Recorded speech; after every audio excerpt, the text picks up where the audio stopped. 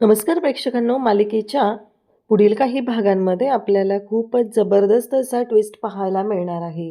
म्हणजेच एक गोष्ट मात्र खूप भारी घडणार आहे. ती अशी आहे की स्वानंदीने ऐनवेळी इकडे सांगितलेलं असतं समरला की मला त्रास होतोय, आपण गाडीतून उतरूया का, गाडी साईडला घेऊया का.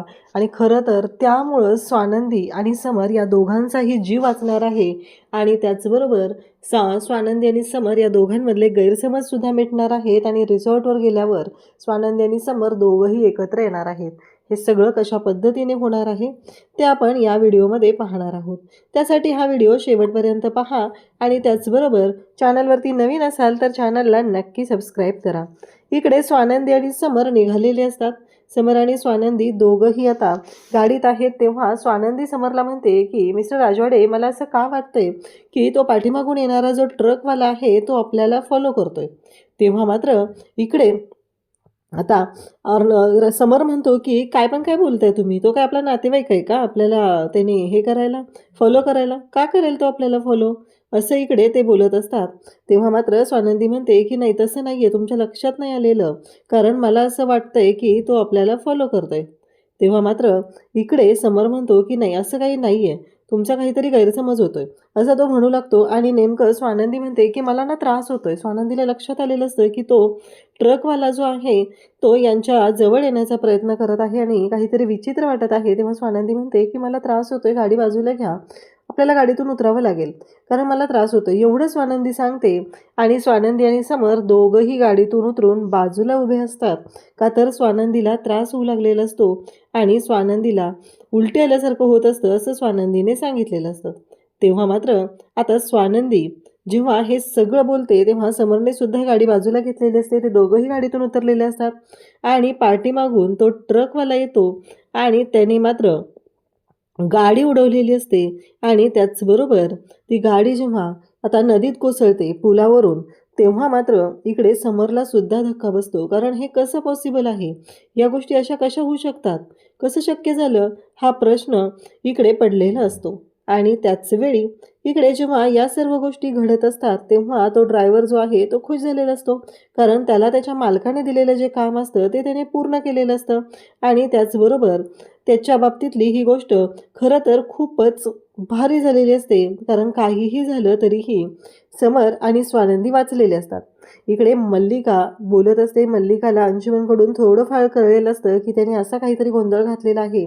तेव्हा मल्लिका म्हणत असते की ह्या पोराला खरंच काही कळत नाही आहे, आता काय होणार आहे काय माहिती, जर तो ड्रायव्हर वगैरे पकडला गेला, पुढे काय झालं आणि कसं होणार आहे याबद्दल तिच्या मनात आता शंका निर्माण झालेली असते. इकडे समर आणि स्वानंदी दोघंही बाजूला उभे असतात आणि समर थोडासा घाबरलेला असतो, कारण हे सगळं काय झालंय, आणि त्याहीपेक्षा स्वानंदी सुद्धा घाबरलेली असते. पण ती उगीच स्ट्रॉंग असल्याचं नाटक समरच्या समोर करत असते. तेव्हा मात्र समर स्वानंदीकडे पाहतो आणि म्हणतो की नाही नाही, यामध्ये ना काहीतरी वेगळं वाटतंय. तेव्हा स्वानंदी म्हणते, मिस्टर राजवाडे, मी तुम्हाला काय सांगत होते, ती गाडी तो ट्रक जो आहे तो आपल्याला फॉलो करतोय. तेव्हा तुम्ही मला काय म्हणालात की तो काय आपला नातेवाईक आहे का आपल्याला फॉलो करायला, पण आता लक्षात आलं का तुमच्या काय झालेलं आहे ते. तेव्हा समर म्हणतो की हो, आलेलं आहे माझ्या लक्षात आता, नक्की कशामुळे ह्या गोष्टी झालेल्या आहेत आणि काय झालेलं आहे. तेव्हा मात्र इकडे हे सगळं जेव्हा चालू झालेलं असतं तेव्हा इकडे स्वानंदी आणि समर दोघंही बाजूला उभे असतात. का तर अजूनपर्यंत अधीरा आणि रोहनची गाडी पुढे आलेली नसते. तेव्हा मात्र इकडे तेवढ्यातच अधीरा आणि रोहन दोघंही तिथे येतात आणि पुन्हा समरला आणि स्वानंदीला विचारू लागतात की तुम्ही दोघे इथे आणि गाडी.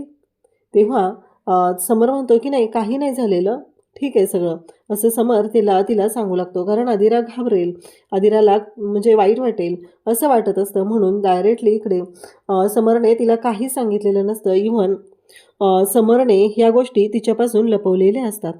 त्याचबरोबर इकडे ते दोघंही तिथे थांबलेले असतात आणि तेव्हा इकडे समर म्हणू लागतो की अधीरा, आता आपण चौघंजण एकाच गाडीत जाणार आहोत. तेव्हा अधीरा म्हणते का, काय झालं.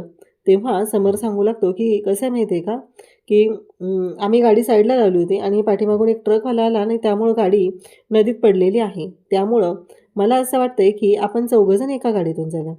तेव्हा रोहन म्हणतो काहीच हरकत नाही आहे, आणि अधीराला पण म्हणतो की बाद झालं अधीरा, जाऊया ना आपण चौघंजण एकाच गाडीतून, असं तो अधीराला सुद्धा सांगू लागतो. तेव्हा अधीरा म्हणते की ओके, काहीच प्रॉब्लेम नाही आहे. तेव्हा स्वानंदी आणि समरसुद्धा आता अधीराच्या गाडीत बसतात. खरं तर ते दोघंही थोडेसे टेन्शनमध्ये असतात. त्यामुळं अधीरा पुढेच बसलेली असते. स्वानंदी आणि समर दोघंही मागच्या सीटवर बसतात. त्यावेळेस अधीरा त्याला म्हणालेली असते की तू दादा पुढे बस, पण त्यावेळेस समर काही ऐकत नाही. समर स्वतःहूनच मागच्या सीटवरती बसतो. कारण त्याला थोडंसं रिलॅक्स व्हायचं असतं. ज्या गोष्टी घडलेल्या असतात त्याच्यामुळं त्रास होत असतो. आणि तेव्हा मात्र इकडे स्वानंदी म्हणत असते की मिस्टर राजवाडे रिलॅक्स, ठीक आहे, जे झालंय ते झालंय, तुम्ही नका काळजी करू, असं इकडे स्वानंदी समरला सांगत असते. आपण सुखरूप आहोत ना. आणि मग समर म्हणत असतो तरी पण जे काय झालं ते विचित्रच झालेलं आहे. आणि इकडे मुद्दामूनच आजीला धमकवण्याचा हा प्रयत्न होत असतो. आजीला ह्या सगळ्या गोष्टी कळाव्या या उद्देशाने बोलल्या जात असतात. आणि मुद्दामच आजीला या सगळ्याचा त्रास होईल हे वागणं चाललेलं असतं. तेव्हा मात्र इकडे आजीच्या कानावर ही गोष्ट पडते की समरच्या गाडीचं काहीतरी झालेलं आहे. म्हणजे समरच्या गाडीचं न म्हणता त्या रस्त्याने जाताना एक अपघात झालेला आहे आणि ती गाडी कोणाची होती याबद्दल काहीच माहिती नाही आहे. तेव्हा मात्र इकडे आता आजी काळजी करत असते आणि त्यावेळेस मल्लिका म्हणत असते की आई काय माहिती, कदाचित ती गाडी समरची असू शकते, असं आजी मुद्दामच बोलत असते. आणि इकडे खरं तर अंशुमनला खूपच आनंद झालेला असतो. फायनली जे दिलेलं काम होतं ते पूर्ण झालेलं आहे या गोष्टीचा आनंद अंशुमन साजरा करत असतो. कारण त्याने त्या माणसाला सुपारी दिलेली होती आणि ते काम पूर्ण झालेलं असतं.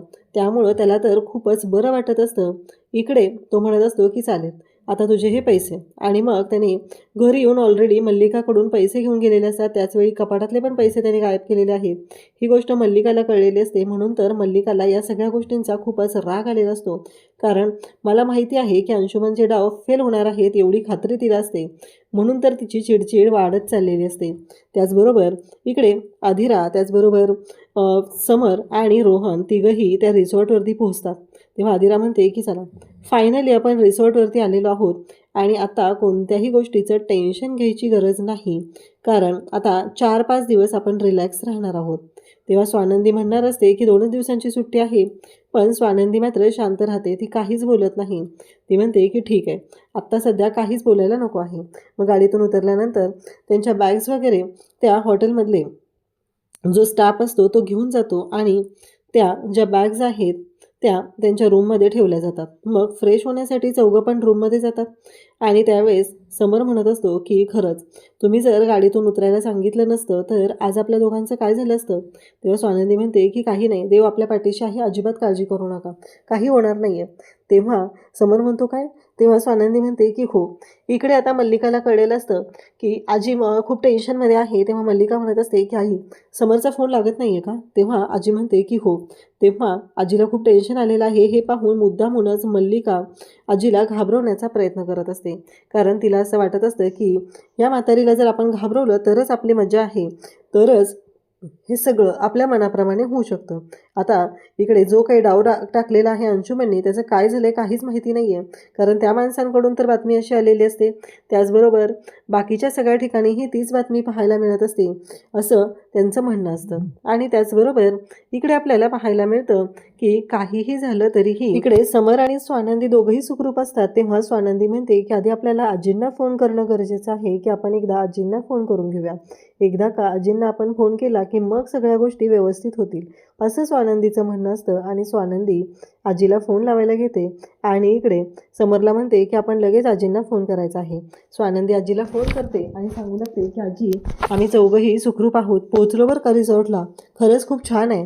आणि आजीला खूप भारी वाटतं कारण आजीला तर धक्का बसलेला असतो की हे सगळं काय झालेलं आहे. आणि ही मल्लिका असं का सांगत आहे. मोबाईलवरती बातम्यांमध्ये तर ॲक्सिडेंट झालेल्या बातम्या येत आहेत. तेव्हा आजी तिथं काहीच बोलत नाही स्वानंदीला, कारण आजीलाही माहिती असतं की काय गोंधळ झालेला आहे. आणि आजीला मात्र खूप राग येतो आणि आजी डायरेक्ट जाते ती मल्लिकाकडे. आणि मग इकडे पिंट्या कसं आहे असं आजी विचारते. पिंट्यालाही फोन दिलेला असतो. आणि मग आजी मल्लिकाकडे जाते आणि मल्लिका तिथं असते. तेव्हा मल्लिकाला म्हणते की बाद झालं, प्रत्येक वेळेस तुझं जे काय चाललंय ना अपशकून अपशकून अपशकून, हे आधी तोंड बंद करायचं आणि ह्या सगळ्या गोष्टी पुन्हा माझ्या नातवाच्या बाबतीत आणि सुनेच्या बाबतीत काढायच्या नाहीत. कारण आत्तापर्यंत मी फक्त तुझं हेच ऐकत आलेलो आहे की अपशकून झालाय अपशकून झालाय, यानंतर अजिबात ऐकून घेतलं जाणार नाही असं स्पष्टपणे आजीनं सांगितलेलं असतं. इकडे स्वानंदी आणि समर दोघंही आता तयार होतात आणि जेवणासाठी येतात. तेव्हा समर खरं तर खुश असतो आणि अधिरासुद्धा पिंट्या दादाबरोबर खुश असते. मग अधिरा म्हणत असते की चला आपण मस्त आता डिनर करायचं आहे, असं म्हणत तिने समरला म्हणते की पिंट्या दादा तू ना नंदुताईला आता घास भरवायचा आहे.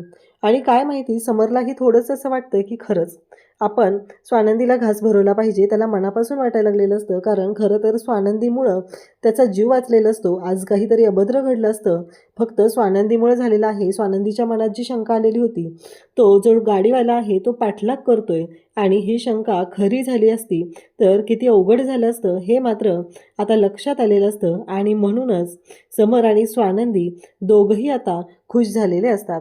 आणि समरला वाटत असतं की खरंच यांनी जर मगाशी हे सगळं अशा पद्धतीने नसतं झालं तर खूप अवघड झालं असतं. हा विचार आता लक्षात आलेला असतो. तशाच अपडेटसाठी चॅनलशी कनेक्ट राहा. थँक्यू.